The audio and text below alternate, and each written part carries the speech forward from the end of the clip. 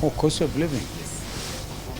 Well, we made quite some good progress, not just on the question of cost of living, but on a number of the issues, the 5 agenda items and other issues that Kenyans raised.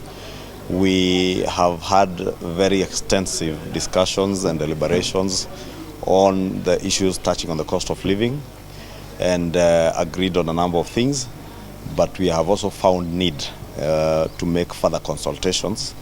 And that's why we asked for time out to make further consultations, principally with the National Treasury, and we shall be recalling the Cabinet Secretary in charge of the National Treasury to join us when we reconvene next week on Wednesday, by which time we expect also to have a draft report to consider as we settle on the small issues that we are here to agree on.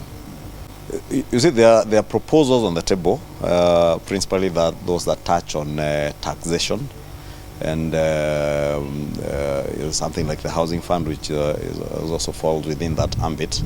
And it's those issues that we want to engage the National Treasury further on before we are able to make a final determination on the way forward.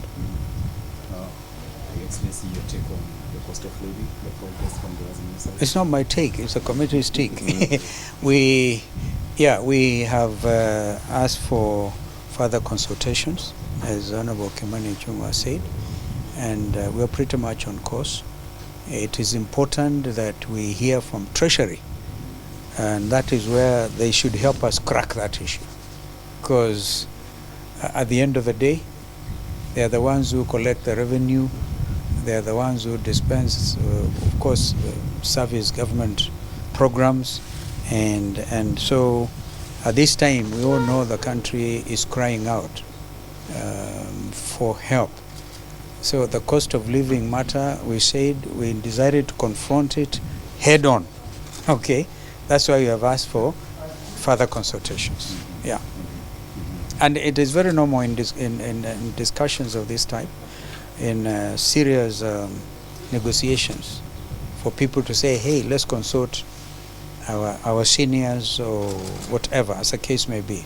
Not to say we do not have full mandate, we have full mandate. This is why we are able to tell you that we are convening on Wednesday, the 22nd, for 1 hour with Professor Ndungu, and we hope he can help us crack that issue of the cost of living. Yeah. So when can we expect the report? It must be by when? By 26th, yeah. The committee has a timeline of up to the 26th. So by the end of next week, we should have finished with our report. But just to give comfort to the country that progress we have made and the need for further consultations is on the basis that we want to make recommendations, especially on the matter of the cost of living, some that are immediate, others that are medium term, and some that are far-reaching long-term interventions, both the administrative, policy, and legislative. And therefore, that's why we are not able to resolve these issues immediately. We have agreed on a number of things in the immediate. There are some we have agreed on the medium term, some on the long term, but also cutting across the immediate, medium term, and long term. There are some that we need further consultations. Yeah.